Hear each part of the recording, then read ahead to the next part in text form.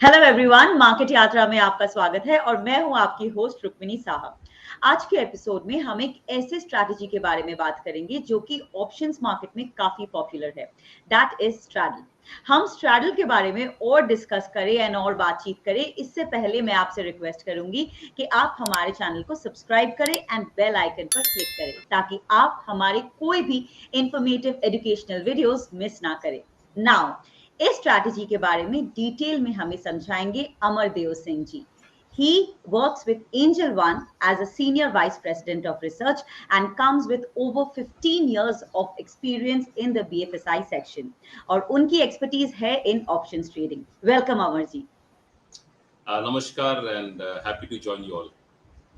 Thank you so much. So Amar ji, आप हमें काफी टाइम से ये ऑप्शंस ट्रेडिंग से रिलेटेड काफी सारे नॉलेज आपने हमारे साथ शेयर की है। तो आज हम आपसे जानना चाहेंगे कि ये ऑप्शन स्ट्रैटेजी स्ट्रैडल जो होता है ये एग्जैक्टली क्या है and what are some things that you should keep in mind. Option strategies में straddle is a very popular option strategy.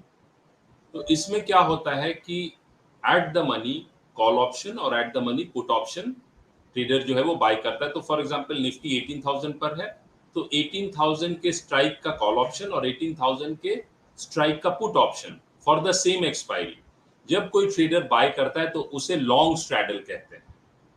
और जब कोई ट्रेडर सेम स्ट्राइक कि कॉल और पुट को सेल करता है तो उसे शॉर्ट स्ट्रैडल कहते हैं।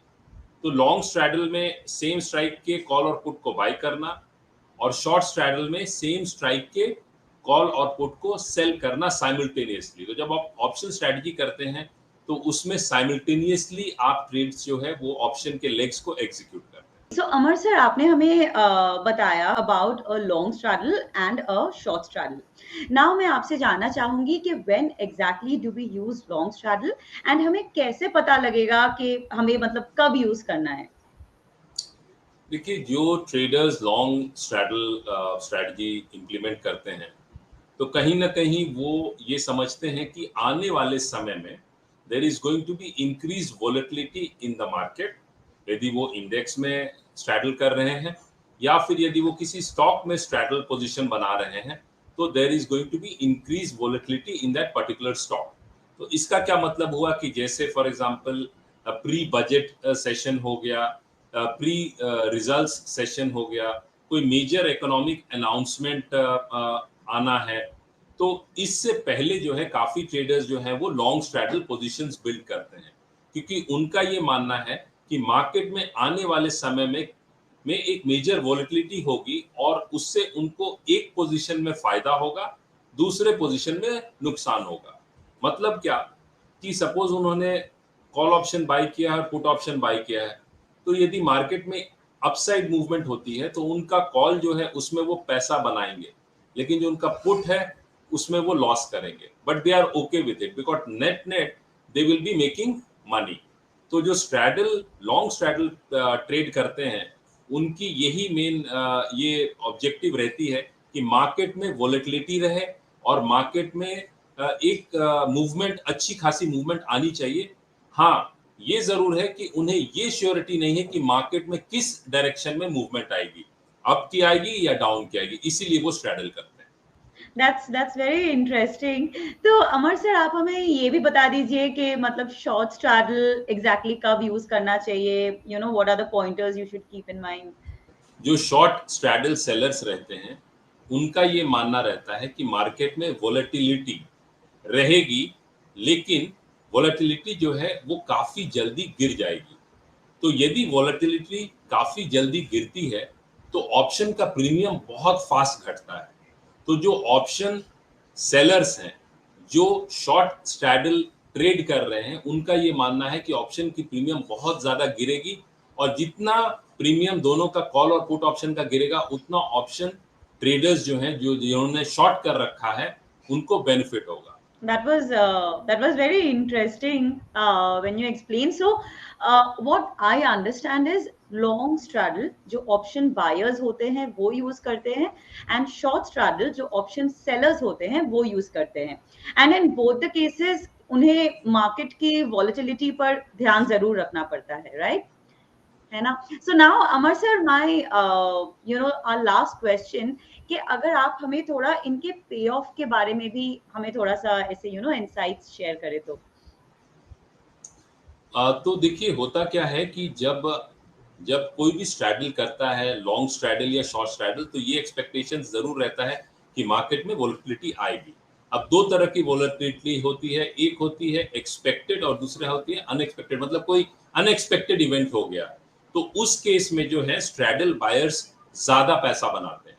और जब कोई इवेंट है जो एक्सपेक्टेड है कि बजट इस दिन है, रिजल्ट इस दिन है, तो उससे पहले ही जो ऑप्शंस की प्रीमियम है जिसे आईबी कहते हैं वो बढ़ जाती है। तो इस कारण से ऐसे पोजीशंस में लॉन्ग स्ट्रैडल वालों को पैसा कमाना थोड़ा मुश्किल होता है। इसीलिए ये नहीं सोचना चाहिए कि रिजल्ट आना है तो मैं इमीडिएटली एक लॉन्ग स्ट्रैडल कर लूं तो मुझे फायदा हो जाएगा, वो जरूरी नहीं है। ऐसे केस में ज्यादातर टाइम देखा गया है कि जो शॉर्ट स्ट्रैडल वाले हैं वो पैसा बनाते हैं, बिकॉज ऑप्शन की प्रीमियम पहले ही बढ़ गई है और जैसे रिजल्ट आता है उसके बाद वो प्रीमियम श्रिंक करती है, तो ऑप्शन सेलर्स जो हैं, जो शॉर्ट स्ट्रैडल वाले हैं, वो ज्यादा पैसा कमाते हैं। तो now coming to the break even point, the upside break even point is strike price plus the net premium paid and the downside break even is strike price minus the net premium paid।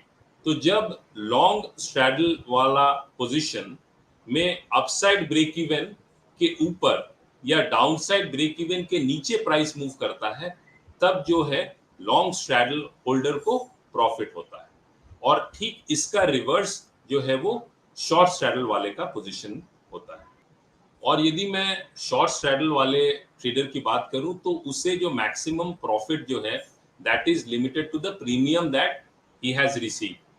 तो वो यदि strikes worthless expire करते हैं तो he gets to keep the entire premium.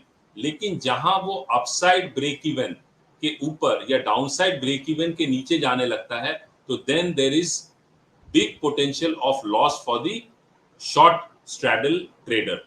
तो इसीलिए यदि कोई शॉर्ट स्ट्रैडल करना चाहता है तो उसे रिस्क समझना भी बहुत जरूरी है। और यदि कोई लॉन्ग स्ट्रैडल करना चाहता है और ये सोचता है कि इसमें बहुत आसानी से पैसा बनता है, तो उसे भी इसके जो मार्केट कंडीशंस है उसको समझना बहुत जरूरी है, आईबी को समझना बहुत जरूरी है। और इसके लिए जो है वो हमारे और वीडियोस हैं ऑप्शंस पे, उन्हें भी वो रेफर कर सकते हैं। और साथ ही साथ जब भी ऑप्शंस में आप ट्रेड करते हैं, चाहे वो आप स्ट्रैटेजी करते हैं, तो रिस्क मैनेजमेंट और जो स्टॉप लॉस मैनेजमेंट है उसे जरूर फॉलो करें, because that is the one differentiator between the winners and the losers in the market. क्योंकि जो अपने रिस्क को मैनेज कर लेते हैं, स्टॉप लॉस मैनेजमेंट रखते हैं in place, so they survive in the game and they thrive in the market. Yes, absolutely. That was so good, and thank you so much for reiterating the importance of stop loss. I'm sure हमारे दर्शकों को भी आज का episode काफी helpful लगा होगा। तो दोस्तों, ये थे हमारे एक्सपर्ट अमरदेव सिंह जी के साथ स्ट्रैडल स्ट्रैटेजी के बारे में चर्चा। अगर आपके मन में कोई भी क्वेश्चन है इस टॉपिक से रिलेटेड, देन हमें कमेंट्स में जरूर बताएं and we will get back to you. Please do like, share and subscribe to our channel and click on the bell icon, ताकि आप हमारे कोई भी इंफॉर्मेटिव वीडियो मिस ना करें। मिलते हैं हम नेक्स्ट एपिसोड में, तब तक के लिए बाय बाय।